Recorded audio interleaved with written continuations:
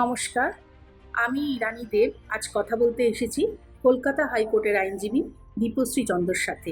আজকে আমার প্রথম প্রশ্ন, অভয়াকাণ্ড নিয়ে কি বলবেন? নমস্কার। অভয়াকাণ্ড নিয়ে আমি বলবো যে অভয়াকাণ্ডটি অনেকটা সেই আমাদের নির্ভয়া কাণ্ডর কথা মনে করিয়ে দিচ্ছে, যেটি 2012-তে হয়েছিল এবং আজকে আমরা দাঁড়িয়ে আছি 2024-এ। 12 বছর পরেও কিন্তু আমরা সেই একই জায়গায় দাঁড়িয়ে আছি। তো নির্ভয়া কাণ্ডে যেটা হয়েছিল, সবাই মিলে প্রোটেস্ট করেছিল এবং তারা ধরা পড়েছিল, তাদের অনেক দিন তাদের কেসটা চলেছিল। আর অভয়াকাণ্ডে যেটা হচ্ছে, আজ 12 দিন পেরিয়ে যাচ্ছে কিন্তু কেউ এখনো পর্যন্ত ধরা পড়ছে না। যাকে ধরা হয়েছে সে কি আসল দোষী, বা তাকে যে ধরা হয়েছে সে কি এখনো কারো নাম বলতে পারছে না? সে কি এতটাই স্ট্রং পার্সোনালিটি যে তাকে পুলিশ বা সিবিআই প্রেশার করতে পারছে না, তার থেকে কোনো নাম বার করতে পারছে না? আর অভয়া কাণ্ডটি তো নিশ্চয়ই একজনের ঘটনা নয়, এটা তো 2-3 জন 3 জন 4 জন তো ইনভলভ আছেই। তো তার থেকে বার করতে পারছে না অভয়ার কে অ্যাকিউজড। তো সেটা তো আমাদের কাছে একটু প্রশ্ন চিহ্ন দাঁড় করিয়ে দিচ্ছে। তো অভয়াকাণ্ড নিয়ে এটাই বলবো যে নির্ভয়া আর অভয়া একই। তো আমাদের অভয়া নির্ভয়ারা কেউই এখনো পর্যন্ত সেফ নয়। যেটা 12 বছর আগে ঘটেছিল সেটা আজ আবার ঘটলো, এই বলবো।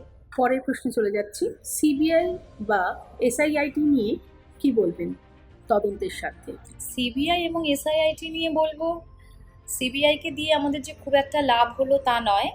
কেননা সিবিআই যবে হাতে পেয়েছেন দায়িত্বটা, ততদিনে সিবিআইয়ের হাতে সাফিসিয়েন্ট কোনো এভিডেন্স ওনারা পেয়েছেন কিনা সন্দেহ।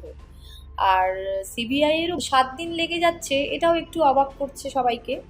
কেননা এত বড় একটি ঘটনা যেটাতে পুরো দেশ, এমনকি ইন্টারন্যাশনাল একটা ইস্যু হয়ে গেছে, যেখানে বাইরের দেশের লোকেরাও ইনভলভ হয়ে যাচ্ছেন, তারাও জাস্টিস চাইছেন। তো সেখানে সিবিআইয়ের কী পদক্ষেপ? তারা ওই একমাত্র সন্দীপ ঘোষকে নিয়ে শুরু থেকে পড়ে আছেন। সন্দীপ ঘোষ কী করলেন, সন্দীপ ঘোষ কী খেলেন, সন্দীপ ঘোষ কী চুরি করলেন, এটাই সিবিআইয়ের একটা প্রথম ইস্যু হয়ে দাঁড়াচ্ছে। তো আমাদের তো জানার বিষয় এটা নয় যে সন্দীপ ঘোষ কী করেছেন, সন্দীপ ঘোষ কী চুরি করে বিক্রি করেছেন বাংলাদেশের কাছে, সন্দীপ ঘোষ কাকে টাকা নিয়ে চাকরি দিয়েছেন, এটা আমাদের জিজ্ঞাস্য নয়। আমাদের জিজ্ঞাস্য অভয়াকে কে রেপ করলো, অভয়াকে কে মার্ডার করলো, অভয়ার সাথে এই নৃশংসতা কে করলো। তো সিবিআই তার তো কোনো জবাব দিচ্ছেন না। উনি খালি প্রত্যেক দিনই ও সিবিআই কী করছেন, 13 ঘন্টা 14 ঘন্টা ধরে বসিয়ে বসিয়ে সন্দীপ ঘোষকে নিয়ে ওনারা সময় কাটাচ্ছেন। তো তার আউটপুট কি? সিবিআই কি বলছেন? কিছুই তো এখনো বাইরে বেরিয়ে আসছে না। এখন সুপ্রিম কোর্ট অর্ডার দিয়েছেন যে মঙ্গলবারের মধ্যে সিবিআইকে একটা উত্তর দিতে হবে, কিন্তু তাতে উনি কী উত্তর দেবেন, যিনি 7 দিনেও সন্দীপ ঘোষের থেকে কিছু বার করতে পারলেন না?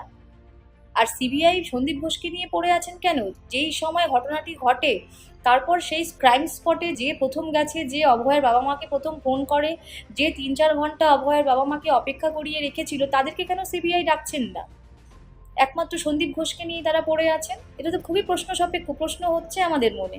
আর সিট নিয়ে বলবো, সিট গঠন করা, ইডি নিয়ে আসা সন্দীপ ঘোষের পেছনে, এগুলো আমাদের জিজ্ঞাসা নয়, এগুলো আমাদের ইস্যু নয়। তো এগুলো নিয়ে আমাদের কোনো মাথা ব্যথা নেই যে উনি কাকে টাকা নিয়ে চাকরি দিয়েছেন, উনি কোন সিরিঞ্জ কোন দেশে বিক্রি করেছেন, উনি কোন মেশিনটি 1,30,000-এর জায়গায় 4,30,000-এ বিক্রি করেছেন। এসব আমাদের জিজ্ঞাসা নয়, আর এসব নিয়ে আমাদের মাথা ব্যথা নেই। আমাদের মাথা ব্যথা অভয়া নিয়ে। তো সিট ইডি এসব দিয়ে আইওয়াশ না করে, ঘটনার পরে মানে যখন জানা যায় সেমিনার হলে অভয়া আর দেহটি পাওয়া যায়, সেই সময় থেকে ওর বাবা মাকে দেখতে দেওয়া এবং অভয়ার ক্রিমেশন পর্যন্ত যারা ওইখানে ইনভলভ ছিল, যারা সেমিনার রুমে ছিল, তাদেরকে ডাকা হোক, তারা কি বলছেন সেটা আমাদের জানানো হোক। সেজন্যই এই আন্দোলন, সেজন্যই সবার আন্দোলন, এটাই আমাদের প্রশ্ন। সন্দীপ ঘোষ কোথায় কি বিক্রি করলেন বা সিবিআই কতদিন সময় নিলেন, এটা আমাদের প্রশ্ন নয়। হাইকোর্টের আইনজীবীরা এবং ডাক্তাররা এই নারকীয় ঘটনায় রাস্তায় নেমেছেন, এই বিষয়ে আপনার বক্তব্য? হাইকোর্টের আইনজীবী এবং ডাক্তাররা যে রাস্তায় নেমেছেন সেটা খুবই ভালো উদ্যোগ। শুধু সেটাই নয়, সমাজের প্রতিটি স্তরের মানুষেরই উচিত এই আন্দোলনে সামিল হওয়া এবং অভয়ার পাশে থাকা। অভয়া কেন, আমাদের সাথে যেই অভয়ারা আছেন, যেই মেয়েরা আছেন, তাদের প্রত্যেকের সাথে থাকা।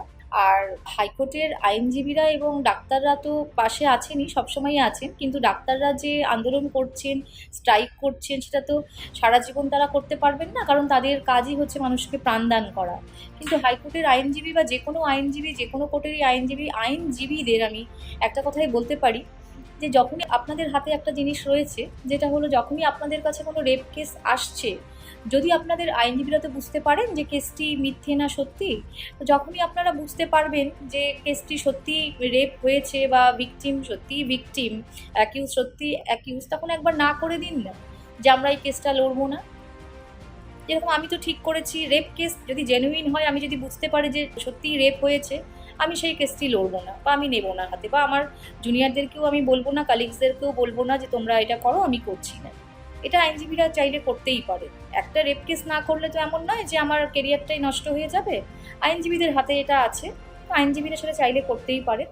আর সমাজের প্রতিটি স্তরের লোকেরই উচিত রাস্তায় নামা, আন্দোলন করা, সিস্টেমের বিরুদ্ধে লড়া। কেননা 10-12 দিন পেরিয়ে যাচ্ছে, কোনো রকম কোনো আমরা রেজাল্ট পাচ্ছি না। এটাই যদি কোনো পলিটিশিয়ানের বা কোনো আইপিএস অফিসারের বা কোনো সমাজের উচ্চস্তরের ব্যক্তির বাড়ির ঘটনা ঘটতো, তাহলে হয়তো আমরা 24 ঘন্টার মধ্যেই নামগুলো পেয়ে যেতাম যে কে কে ইনভলভ আছে। কিন্তু আমরা তো সবাই তো সাধারণ মানুষ, তো আমরা কেউই পলিটিশিয়ানের ঘরে জন্মগ্রহণ করিনি বা কোনো আইপিএসের ঘরেও জন্মগ্রহণ করিনি। তো সেখানে সমাজের সেই স্তরটি বেশি, যাদের ফ্যামিলিতে কোনো আইপিএস বা কোনো পলিটিশিয়ান নেই। তো সেই জন্যই বলবো তাদের সবারই রাস্তায় নামা উচিত, এটাই ভেবে যে যদি আমাদের সাথে এরকম আজ হয়ে থাকে, আমার পাশের বাড়ির মেয়েটির সাথেও এটা হতে পারে, আমার ঘরের মেয়ের সাথে হতে পারে। তো সেই জন্যই বলবো আন্দোলনটি চলুক, এবং উকিলদের কাছে আমার, লয়ারদের কাছে আমার এটাই রিকোয়েস্ট থাকবে যে আপনারা একবার এই কাজটি করুন। যদি কোনো জেনুইন রেপ কেস আসে, একবার না বলে দেখুন, তাহলেই হয়তো আন্দোলনটা আরও দূর গড়াবে। এবং রেপ কেসের যারা অ্যাকিউজ, যারা রেপ করে ভাবে যে আমি তো ছাড়া পেয়ে যাব, তারা হয়তো একটু ভয় পেলেও পেতে পারে। সমাজে পুরুষ এবং মহিলাদের উদ্দেশ্যে কিছু বলুন, যেটা কিনা তাদের সুরক্ষার উদ্দেশ্যে। মহিলাদের উদ্দেশ্যে আমি এটাই বলবো যে ভয় পাবেন না। একজনের সাথে হয়েছে বলে যে 10 জনের সাথে হবে সেরকম নয়। রুখে দাঁড়ান। যেরকম আগের ভিডিওতেও আমি বলেছি যে মহিলাদের সবসময় উচিত নিজেদের প্রিকশনসটা নিয়ে চলা। সেটা কি, সেটা আমি আগেও বলেছিলাম আপনাদেরকে, যে সবসময় ফোনটা আপনারা ব্যবহার করছেন, তো আপনারা কোথায় যাচ্ছেন, কোন ক্যাবটা বুক করছেন, সেই ক্যাবের যেটা লোকেশন হয়, মানে অনলাইন লোকেশন যেটা হয়, কারেন্ট লোকেশন, আপনি কোথায় যাচ্ছেন সেটা বাড়ির লোকের সাথে শেয়ার করুন, বন্ধুদের সাথে শেয়ার করুন। তারপরে আশেপাশে আপনি যেখানে যাচ্ছেন সেখানকার পুলিশ স্টেশনের ফোন নাম্বারটা রাখুন, কমিশনারের অফিসের ফোন নাম্বারটা রাখুন, লয়ারদের সাথে যোগাযোগ রাখুন। সবসময় যে কেস খামারি করতে হবে সেরকম ব্যাপার নয়, সবসময়ই যে থানায় কমপ্লেন করতে হবে এরকম ব্যাপার নয়। তো যখন প্রয়োজন হবে তখন যাতে আপনি কাজে লাগাতে পারেন, সেই জন্য এইগুলো নিজের সেফটির জন্য রাখুন। নিজেদেরকে মেন্টালি স্ট্রং করুন। আপনার উপর কেউ চড়াও হবে, আপনার উপরে কেউ ওয়ার্ক প্লেসে আপনাকে ধমকাবে চমকাবে, এগুলো আপনি অ্যালাউ করবেন না। তো এইগুলোই বলবো মেয়েদের উদ্দেশ্যে। এবং রুখে দাঁড়ান, যেরকম দাঁড়িয়েছেন সেরকম রুখে দাঁড়ান। বন্ধুবান্ধবরা একসাথে, রিলেটিভসরা একসাথে থাকুন, সবসময় সবার সাথে মিলেমিশে চলার চেষ্টা করুন। আর পুরুষদের উদ্দেশ্যে এটাই বলবো, মেয়েদেরকে একটু ভালোবাসার চোখে, একটু শ্রদ্ধার চোখে দেখুন। সব পুরুষদের বলছি না আমি, কিছু পুরুষদের বলছি। একটু ভালোবাসার, একটু শ্রদ্ধার চোখে দেখুন, তাহলেই দেখবেন ওই নৃশংসতা আপনার মনে আসবে না একটা মেয়েকে আঘাত করার আগে বা একটা মেয়েকে খারাপভাবে দেখার আগে। কেননা এখনকার বাবা মাদের বা আগেকার বাবা মাদের মুখেও একটা কথা শুনেছি, ছেলে মানেই সোনার আংটি। তো ছেলে মানেই তো সোনার আংটি হয় না, ছেলে মানে লোহার আংটিও হয়, যেই লোহাটা মেয়েদেরকে খুব আঘাত করে।